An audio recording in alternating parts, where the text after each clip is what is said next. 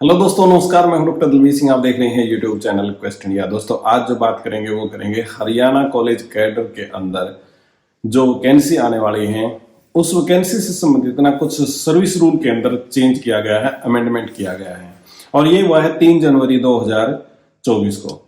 इसी के साथ में दोस्तों जो आज बात करेंगे वो करेंगे कि जो हरियाणा के अंदर कॉलेज कैडर की वैकेंसी है वो कब आने की संभावना है। देखिए, बहुत समय लंबे समय से हम वेट कर रहे हैं परंतु अभी तक वैकेंसी नहीं आई और जो मेन रोड़ा था वो था इस अमेंडमेंट का कि जैसे कैबिनेट की अप्रूवल मिल गई है और अब ये एक ड्राफ्ट हमारे सामने आएगा और उसी ड्राफ्ट के तहत वैकेंसी आएंगी। तो ये संभावना कब तक बनेगी उसके बारे में दोस्तों आज बात करेंगे।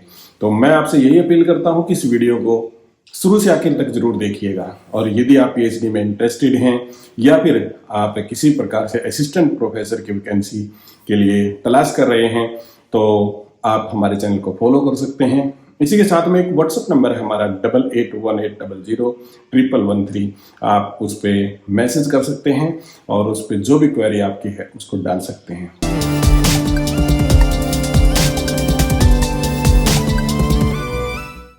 दोस्तों, एक बार फिर से आपका स्वागत है। देखिए, जैसा मैं आपको पहले भी बता चुका हूं कि 1986 के अंदर जब कॉलेज कैडर की जो सीट थी उनको असिस्टेंट प्रोफेसर नहीं जबकि कॉलेज लेक्चरर कहा करते थे, उस समय पे नोटिफिकेशन आया था और ये नोटिफिकेशन बड़ा इंपॉर्टेंट था और अभी 2024 तक हम उसी में बार बार अमेंडमेंट कर रहे हैं जो हमारे सामने बातें आई हैं।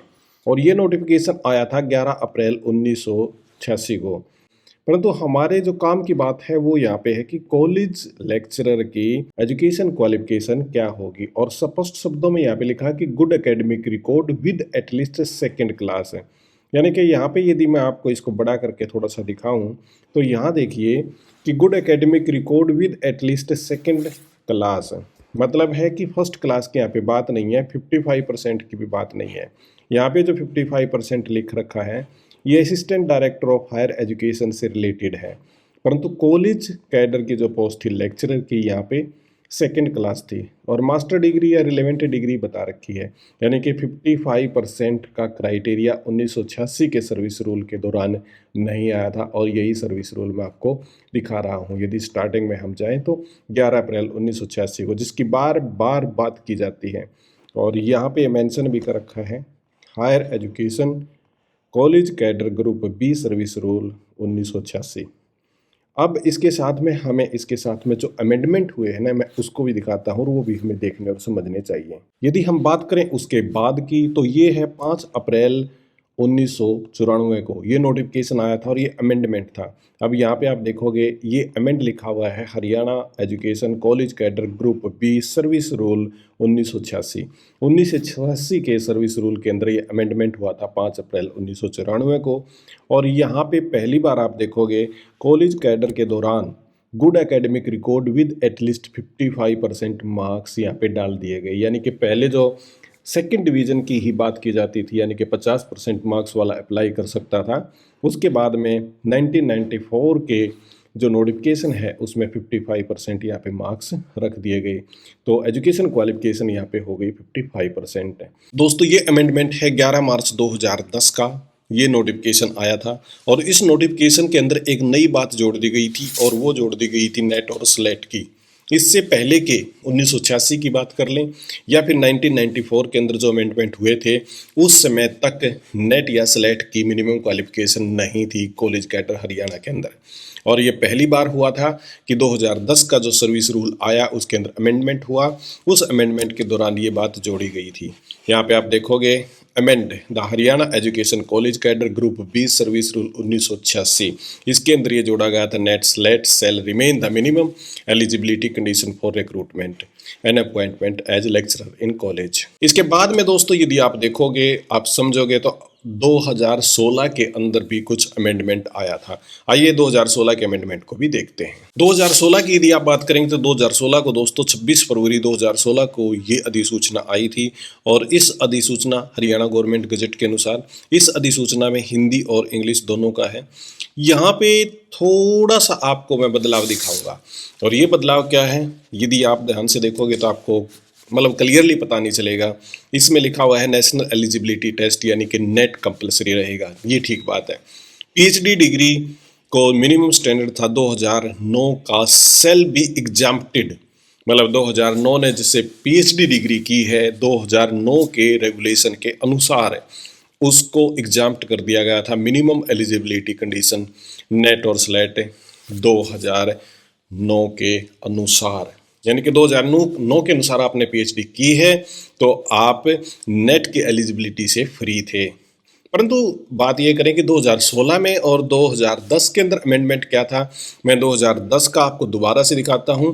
उसके अंदर ये था कि जो इनरोलमेंट हुआ है 2009 से पहले, जिसका इनरोलमेंट हुआ है, यहाँ पे बात कर दी है थोड़ी सी अलग। यहाँ पे की है PhD degree accordance with university grant commission minimum standard and procedure for award PhD degree regulation 2009 shall B exempted, यानी कि पीएचडी डिग्री जिसकी 2009 के रेगुलेशन के अनुसार जिसको मिली है उसको एग्जाम्प्ट कर दिया गया है नेट से। दोबारा से दोस्तों यहाँ पे आप देखिएगा कि नेट और स्लेट की जो मैं कंडीशन आपको दिखा रहा था, और यहाँ पे आप देखोगे तो बड़ी इंपॉर्टेंट इन्फॉर्मेशन वो है जो मैं आपको वहाँ पे दिखा रहा था 2016 के अमेंडमेंट में।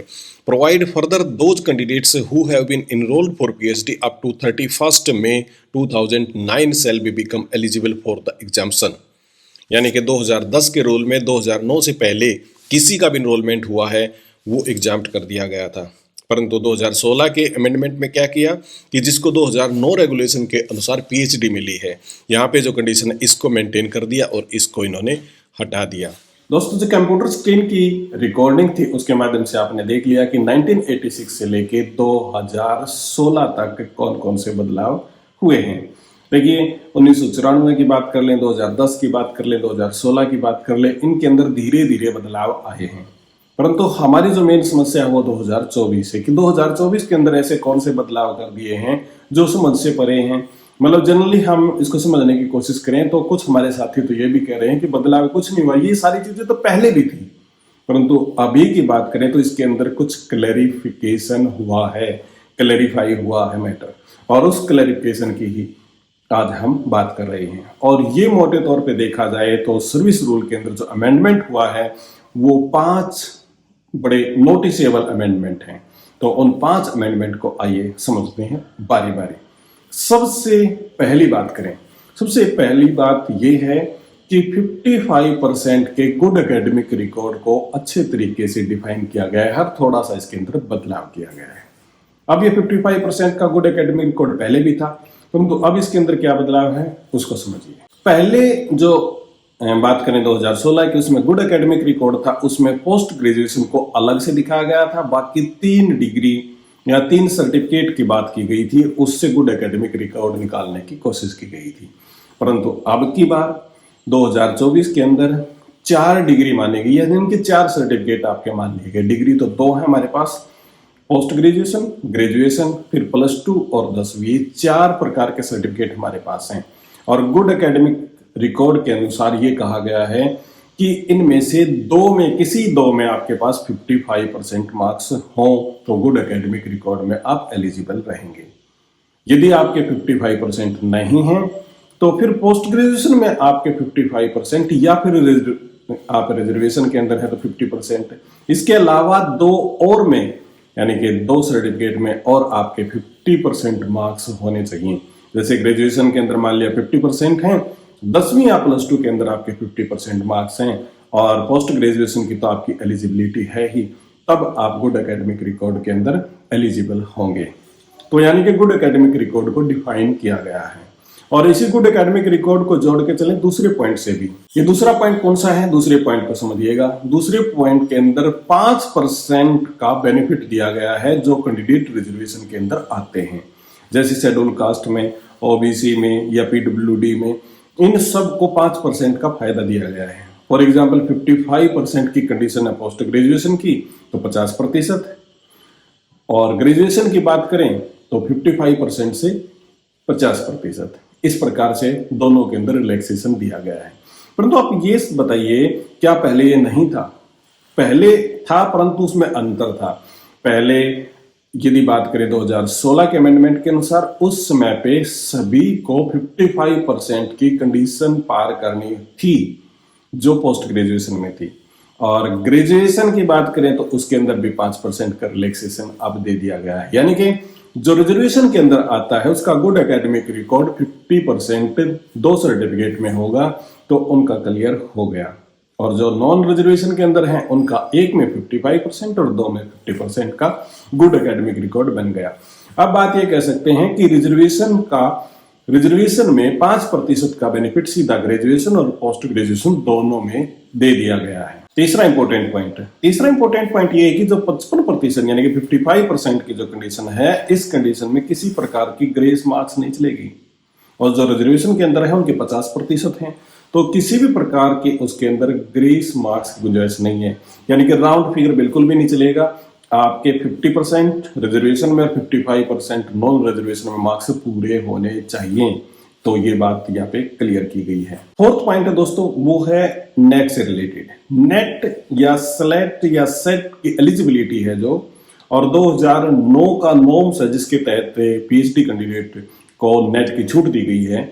ये यूजीसी के नॉर्म्स के अनुसार बात बनेगी, यानी कि यूजीसी ने समय समय पे कितने भी अमेंडमेंट किए हों वो सारे अमेंडमेंट यहाँ पे लागू होंगे, यानी कि एलिजिबिलिटी आपकी नेट रहेगी, और उससे संबंधित जो भी संशोधन हुए हैं वो सारे यूजीसी रूल के अनुसार आपके लागू होंगे।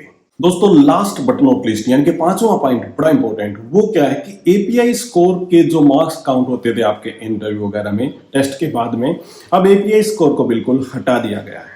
अब आपका टेस्ट होगा और इंटरव्यू होगा, बस दोनों से ही आपका सिलेक्शन होगा। एपीआई स्कोर का कोई रोल नहीं रखा है। और यहाँ पे क्या होगा, जैसे एचपीएससी प्री लेगी, मेन लेगी और फिर इंटरव्यू लेगी, तो उसका क्राइटेरिया किया जाएगा, यानी कि सर्विस रूल के मुताबिक आपका सिलेक्शन होगा एंट्रेंस प्लस इंटरव्यू। तो दोस्तों ये 2024 के अंदर 5 बड़े जो बदलाव हैं, या फिर आप ये कह सकते हैं कि इनकी एक अच्छी सी क्लैरिफिकेशन है जिसके तहत आपको समझ में आया होगा कि अब 2024 में सर्विस रूल के अंदर क्या बदलाव है। अब बात करते हैं दोस्तों दूसरी, और वो दूसरी बात है कि ये असिस्टेंट प्रोफेसर की वैकेंसी कब आएंगी। देखिए दोस्तों, कैबिनेट ने इसको अप्रूवल भी दे दी है, तो अब इसका ड्राफ्ट है वो एचपीएससी में आएगा, और एचपीएससी में ड्राफ्ट आएगा, फिर उसके बाद में वैकेंसी आएंगी। आज जैसे न्यूज़पेपर के अंदर देख रहा था, और आपको पता भी है वैसे भी बहुत बार ये न्यूज आ चुकी है, लगभग 4000 के करीब, 38 से 4000 के करीब वैकेंसी खाली हैं हरियाणा के अंदर कॉलेज कैडर में। परंतु एक क्या सारी एक साथ एडवर्टीजमेंट होगी इनकी? नहीं होगी। इनमें से हो सकता है 1500 आए, हो सकता है 2000 आए। इतनी सारी वैकेंसी या 2500 तक वैकेंसी आने की संभावना है। और ये कब तक आ जाएगी? अभी जनवरी में मैं हूं, फरवरी के अंदर ये वैकेंसी आएंगी नहीं, ये मार्च के अंदर वैकेंसी आएंगी। और इलेक्शन कब है? अप्रैल के अंदर।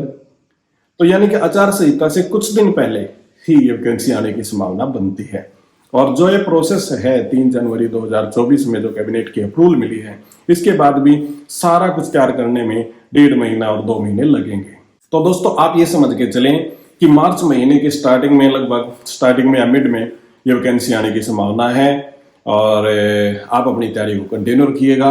कुछ भी आपकी क्वेरी है तो निश्चित तौर से आप इंस्टाग्राम पे या फिर व्हाट्सएप पे या फिर यूट्यूब के कमेंट के अंदर आप लिख सकते हैं, पूछ सकते हैं, आपका जवाब देने की कोशिश की जाएगी। और सुझाव दीजिएगा कि अगला कौन सा वीडियो आपको चाहिए। जो क्लैरिफिकेशन आपको चाहिए थी 2024 में क्या अमेंडमेंट हुए हैं, वो मैंने आपको बताने की कोशिश की। उम्मीद करता हूँ ये वीडियो आपको पसंद आया होगा। मैं मिलता हूँ बहुत ही जल्द आपको अगले वीडियो में, तब तक दीजिएगा इजाजत। बहुत बहुत आपका धन्यवाद।